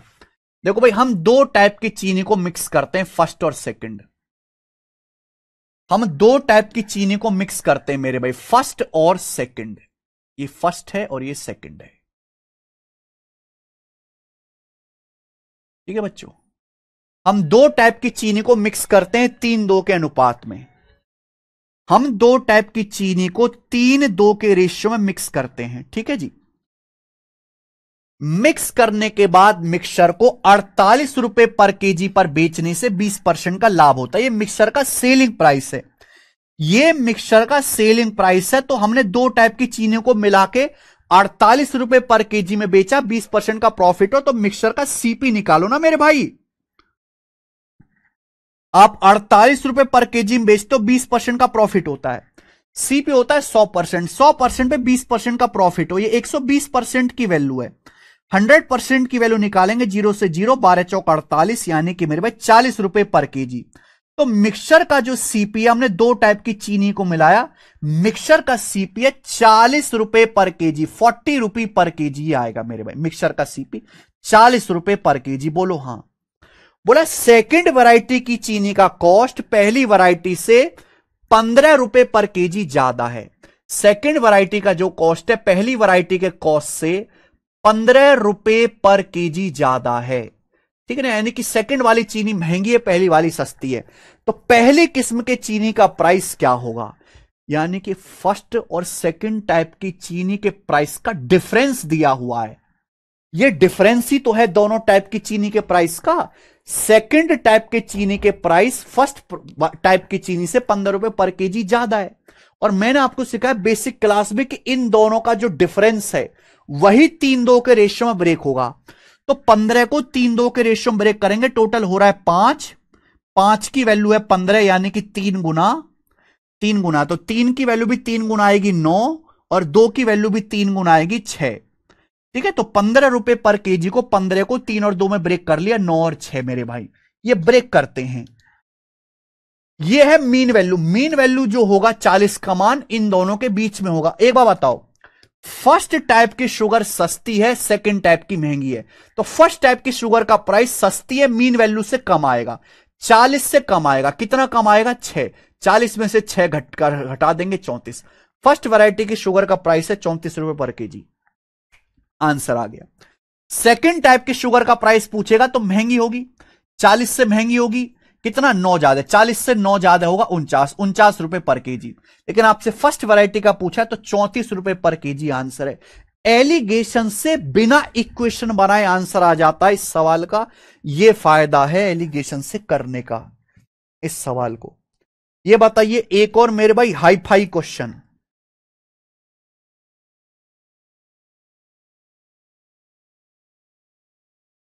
टेक्नीशियन का।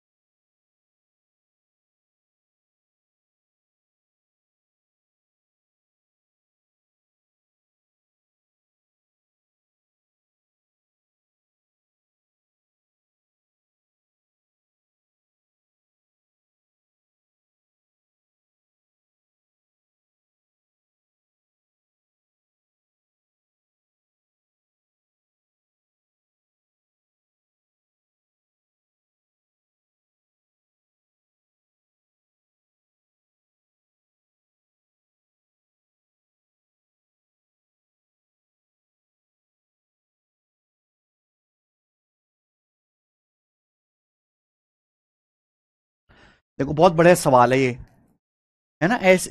यानी कि ये सवाल वही जो सिंपल एलिगेशन जानता है ना कि घटाओ, ऐसे ऐसे ऐसे घटाओ, रेशियो निकाल लो, उनके बस के सवाल करना नहीं है। जो एलिगेशन को बहुत डेप्थ में करता है वही मेरे प्यारे भाई हो जाएगा, वही कर पाएगा।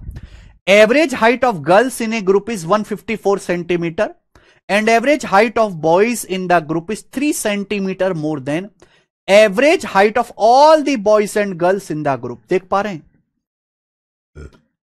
average height of boys in the group is 3 centimeter more than average height of all the boys and girls in the group. आगे, if the number of girls is 25% less than number of boys, what is the average height of boys? boys की average height कितनी है? बहुत बढ़िया सवाल। देखिए एक group में बॉयज भी हैं और गर्ल्स भी हैं, एक ग्रुप में बॉयज भी हैं गर्ल्स भी हैं, और बॉयज गर्ल्स की संख्या का रेशियो सवाल में कहा गया है। क्या कहा गया है? Number of girls is 25% less than number of boys. 25% का मतलब 1/4, यानी कि गर्ल्स की संख्या बॉयज से 1/4 कम है। यानी कि अगर लड़के 4 हैं, अगर ग्रुप में 4 लड़के हैं तो 3 लड़कियां हैं। ये बॉयज गर्ल्स की संख्या का रेशियो है। टेक्नीशियन का सवाल है, एसएससी की तैयारी, सीजल की तैयारी करने वाले बच्चों को दे दिया जाए तो रोने लगेंगे चीख चीख के। बॉयज गर्ल्स का रेशियो 4:3 है। आप सभी को पता है अगर एवरेज हाइट पे एलिगेशन लगाओगे, एवरेज हाइट पे, तो लोगों की संख्या का रेशियो आएगा। और सवाल में बॉयज गर्ल्स की संख्या का रेशियो खल्लम खुल्ला बता दिया, 4:3। ग्रुप में लड़कियों की एवरेज हाइट, गर्ल्स की एवरेज हाइट 154 सेंटीमीटर है। गर्ल्स की एवरेज हाइट 154 सेंटीमीटर। आगे ये लाइन बड़ी खतरनाक है बेटा, पूरे सवाल की सबसे खतरनाक लाइन यही है।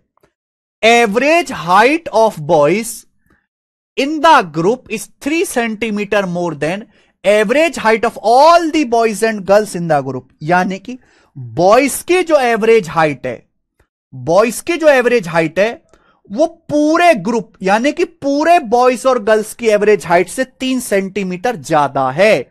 यानी कि अगर पूरे ग्रुप की सारी बॉयज और गर्ल्स की अगर एवरेज हाइट x है तो क्वेश्चन के अकॉर्डिंग बॉयज के एवरेज हाइट x से 3 सेंटीमीटर ज्यादा है, यानी कि x प्लस 3 है मेरे दोस्त। क्या आप मेरी बात को समझे? है ना, बॉयज की जो एवरेज हाइट है ग्रुप में वो 3 सेंटीमीटर ज्यादा है all the boys and girls की एवरेज हाइट से। ठीक है, आप बोलोगे यस सर। अगर पूरे ग्रुप की एवरेज हाइट x है तो बॉयज की 3 सेंटीमीटर ज्यादा x प्लस 3 है। एक बार बताओ, ये होगा मीन वैल्यू, ये है बच्चे मीन वैल्यू। ठीक है भाई, अब आप ये देखना, ये मीन वैल्यू से बड़ा है, x से बड़ा है x प्लस 3, तो इनका डिफरेंस क्या आएगा? x प्लस 3 में से x घटाएंगे 3 आएगा, तो 3 की वैल्यू 3 है मेरे भाई। 4 की वैल्यू 4 आएगी, अगर 3 की वैल्यू 3 है तो 4 की वैल्यू 4 होगी। आप बोलोगे सर अगर 3 की वैल्यू 3 सेंटीमीटर है तो 4 की वैल्यू 4 सेंटीमीटर होगी। आप बोलोगे यस सर, बिल्कुल सही, बहुत बढ़िया। ये मीन वैल्यू से बड़ा है, बॉयज की एवरेज हाइट मीन वैल्यू से ज्यादा है, तो गर्ल्स की एवरेज हाइट मीन वैल्यू से कम होगी। दिमाग लगाओ बेटा, दिमाग लगाने वाली चीज है। ये मीन वैल्यू है जो हमेशा इन दोनों के बीच में आएगा। बॉयज की जो एवरेज हाइट है मीन वैल्यू से ज्यादा, x से ज्यादा है x प्लस 3, तो गर्ल्स की एवरेज हाइट मीन वैल्यू से कम होगी, x से कम होगा 154, x से कम होगा 154, कितना कम होगा? 4 कम होगा। x से कम होगा 154, कितना कम होगा? 4 कम होगा, तो x का मान आएगा 158, x का मान 158 आ गया। अगर x का मान 158 है, 158 से 4 कम ही तो 154 आएगा, यानी कि पूरे ग्रुप की एवरेज हाइट आ गई 158। लेकिन ये नहीं पूछा, 158 इज नॉट द आंसर। पूछा लड़कों की एवरेज हाइट, लड़कों की एवरेज हाइट है x प्लस 3, x का मान 158, 158 में 3 जोड़ूंगा 161 सेंटीमीटर, तो बॉयज की जो एवरेज हाइट है 161 सेंटीमीटर है, थर्ड ऑप्शन। देखो ना, 161 और 154 के बीच में आएगा 158। सोच लेना था कि मीन वैल्यू से ज्यादा है बॉयज, तो ये मीन वैल्यू से कम होगा, x से कम होगा 154, कितना कम आएगा? डिफरेंस 4 होना चाहिए, x का मान 158 आ गया। ठीक है जी, समझ में आई बात? तगड़ा सवाल है ये भी। सर हम Akshay from Kerala, important topic at words please tell English, I don't know Hindi sir, थोड़ा थोड़ा। अक्षय कृष्णन, अक्षय कृष्णन जी, जो समस्या तुम्हारे साथ हिंदी में वही समस्या मेरे साथ इंग्लिश में है।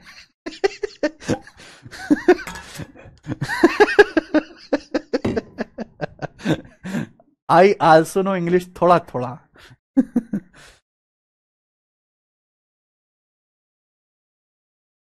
अगर आप एसएससी के अलावा कोई पेपर दोगे, सीडीएस का, टेक्नीशियन का, इंटेलिजेंस ब्यूरो का, बैंकिंग का, तो बहुत टफ आ रहे हैं देश में। कि एसएससी के लेवल अभी 2-4 साल से बहुत गिर गया, लेकिन ऐसा नहीं कि हमेशा ही ऐसा रहेगा। तो तैयारी आपको इस लेवल की करनी है जो सवाल है। ठीक है, आज इतना ही प्यारे बच्चों, इसके आगे हम कल करेंगे। ठीक है ना, और प्रीवियसर में इस लेवल के सवाल आए हुए हैं। बस मैंने देखा है प्रीवियसर की बहुत सारी किताबें ऐसी हैं जिनमें केवल आसान आसान मीठे मीठे सवाल, चूरन सवाल डाल के कंपाइल कर दे, जिससे बच्चा खुश रहता है उनको करने में। वो नहीं करना मेरे भाई। मॉडरेट और डिफिकल्ट सवाल जो प्रीवियसर के, वो भी आपको लगाने हैं। जैसे ये हमने भी बुक बनाई सीजीएल की, बहुत पतली सी और बहुत छोटी सी, केवल 1500 सवाल की, पिछले 5 साल। इसमें आपको सारी वैरायटी मिलेगी। तो कोई बच्चा सीजीएल का पेपर अब देगा, 13 अगस्त से पेपर शुरू है, उससे पहले पहले मैं आपका सारा कुछ करवा दूंगा।